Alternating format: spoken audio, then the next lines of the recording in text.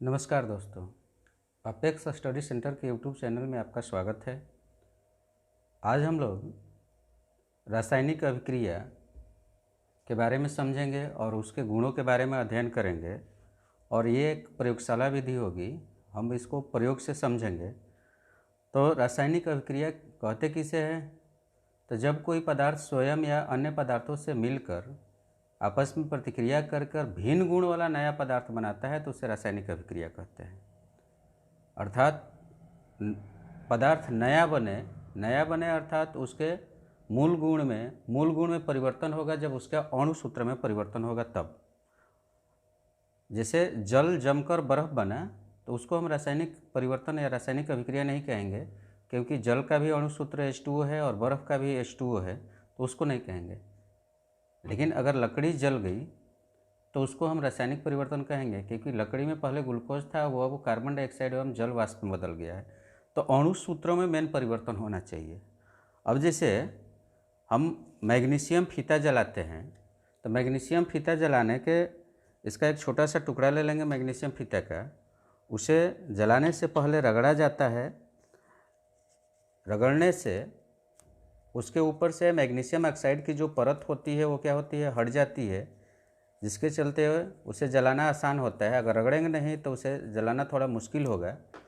अब इसको जलाने के लिए हम केयरफुली किसी हैंडल से इसको पकड़ लेंगे, ताकि लास्ट टाइम में ये जलते जलते जब हाथ तक पहुँचे तो हमारा हाथ न जले। अब इसे हम जिस छोर को रगड़े हैं उसको जलाएंगे।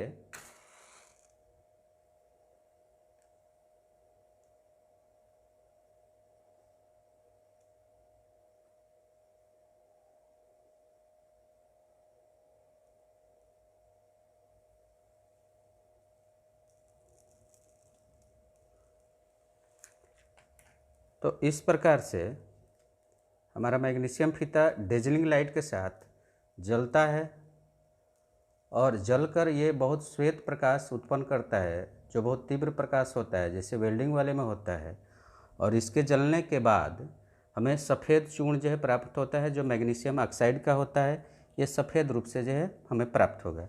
तो मैग्नीशियम फीता का जलना एक क्या है, रासायनिक परिवर्तन है, क्योंकि मैग्नीशियम पहले था और हवा के साथ ऑक्सीजन के साथ जलकर मैग्नीशियम ऑक्साइड बनाया, जो किस रंग का हो गया, सफ़ेद चूर्ण के रूप में हो गया। उसी प्रकार से हम किसी किसी रासायनिक अभिक्रिया में क्या होता है कि अवक्षेप का निर्माण होता है, जिसे अवक्षेपण अभिक्रिया कहते हैं, प्रिसिपिटेशन रिएक्शन कहते हैं। तो इसके लिए हम लेड नाइट्रेट PbNO3 और बेरियम क्लोराइड, ये बेरियम क्लोराइड का एक विलयन बना लेंगे, जिसे परखनली में जल के साथ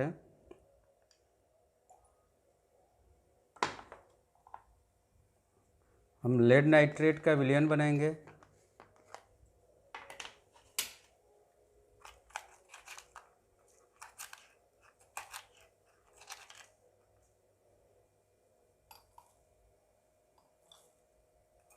और दूसरे परखनली में हम बेरियम क्लोराइड का विलयन बनाएंगे।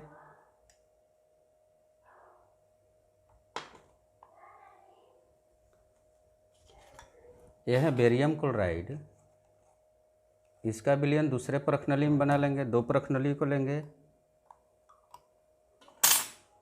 अब ये दोनों परखनली का विलयन क्या है, सफ़ेद है, पानी जैसा है। दोनों विलयन पानी जैसा है। इसमें क्या है, तो लेड नाइट्रेट का विलयन है और इसमें क्या है, बेरियम क्लोराइड का विलयन है। अब हम इसे में जो है बेरियम क्लोराइड के विलयन में लेड नाइट्रेट का विलयन डालेंगे,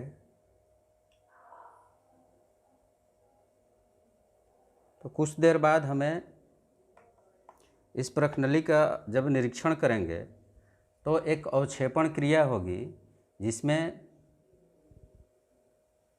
बेरियम नाइट्रेट और आपस में एक्सचेंज करके लेड क्लोराइड का निर्माण होगा और इसमें एक अवक्षेप का निर्माण होगा, जो नीचे दही जैसा ठोस के रूप में जो है नीचे जो है क्या हो जाएगा, बैठ जाएगा। उसके साथ साथ हम दूसरा अभिक्रिया के गुण को तब तक देखते हैं, जैसे कुछ अभिक्रियाओं में क्या होता है, गैस का निर्माण होता है। तो गैस के निर्माण के लिए हम एक फ्लास्क में नाइट्रिक अम्ल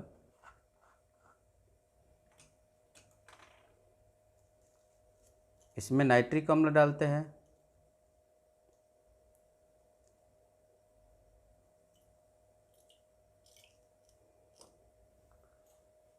और उसी रूप में नाइट्रिक अम्ल के जैसा ही अम्ल सल्फ्यूरिक अम्ल होता है, उसको भी हम डाल लेंगे।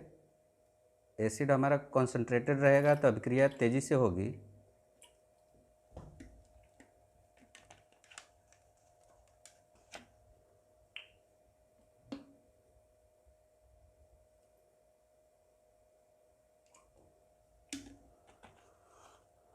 ये हमारा एसिड हुआ। इसमें हम जिंक ग्रेनुल्स, यह है जिंक धातु है, इसके हम छोटे छोटे टुकड़े इसमें डालेंगे।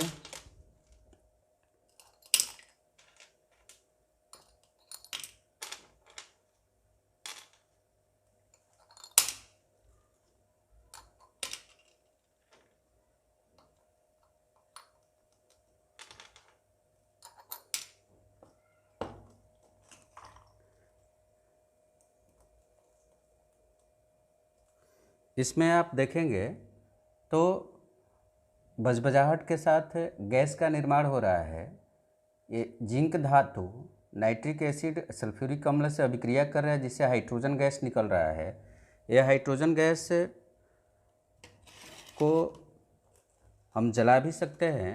जब अधिक मात्रा में बनने लगेगा तो इसे हम यहाँ पर जो है जलाएंगे, क्योंकि ये हाइड्रोजन गैस का, लिक्विड हाइड्रोजन का हम लोग उपयोग रॉकेट फ्यूल में करते हैं, तो इसका उपयोग किया जा सकता है फ्यूल के रूप में, और ये एक अच्छा फ्यूल है। तो इसे हम जलाकर भी इस अभिक्रिया को देख सकते हैं। अब हाइड्रोजन गैस जलेगा तो पॉप साउंड के साथ जलता है।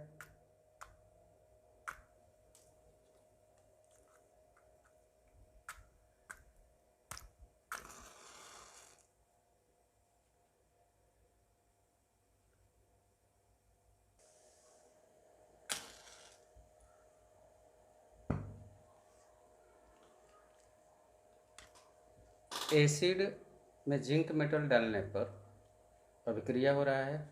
इसमें देख रहे हैं गैस बबल्स निकल रहा है, और यह हाइड्रोजन गैस है। इस हाइड्रोजन गैस को जलाने पर पॉप साउंड के साथ जलता है, और हाइड्रोजन गैस के लिक्विड फॉर्म में, तरल रूप में हम इसका जो है रॉकेट में ईंधन के रूप में उपयोग करते हैं।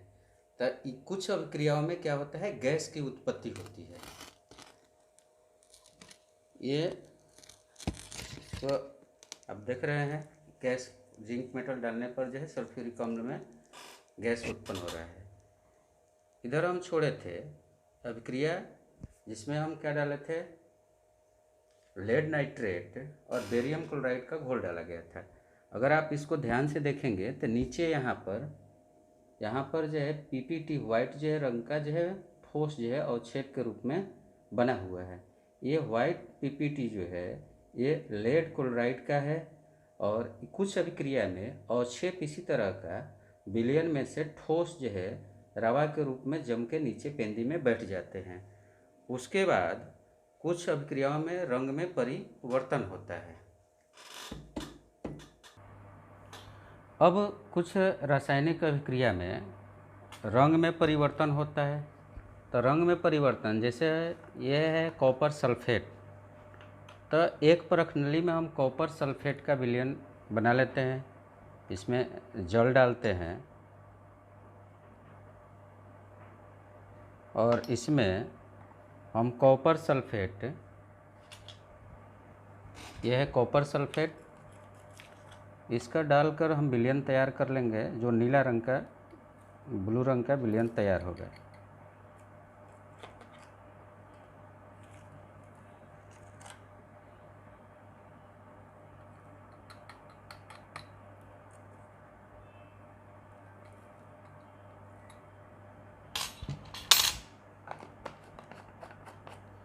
इस कॉपर सल्फेट विलयन का रंग कैसा है? नीला है। तो कॉपर सल्फेट का रंग होता है नीला। CuSO4 का Cu है तो Blue ब्लू, कॉपर सल्फेट का रंग होता है नीला। अब इस कॉपर सल्फेट के विलयन को हम 3 जो है प्रखनली में अलग अलग ले लेंगे।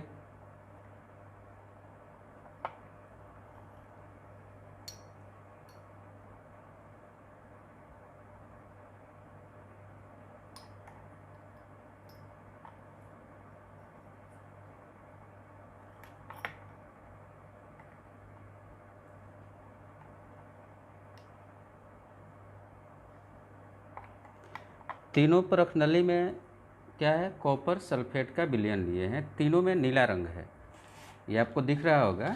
तीनों में नीला रंग है। ये अवक्षेप वाला जो है, जो अभिक्रिया हुआ था उसका है प्रखनली। तो इन तीनों में अब अलग अलग एक वाले में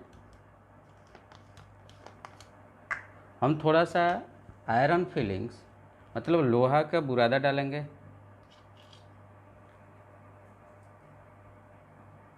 सेकेंड वाले में हम लौह चूर्ण जो है उसको डाल देते हैं। उसके बाद इसको अभिक्रिया होने के लिए छोड़ देते हैं। दूसरे वाले में वहीं जिंक ग्रेन्यूल्स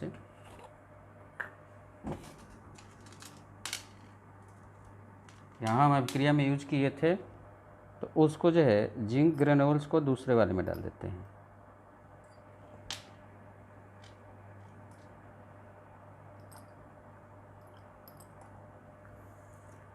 कुछ देर बाद इन दोनों तीनों प्रखनलियों का हम लोग अध्ययन करेंगे कि इनके रंगों में क्या परिवर्तन होता है।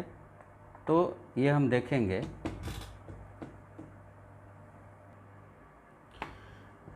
इन तीनों प्रखनलियों का आप अगर रंग देखेंगे तो ये नीला रंग का है।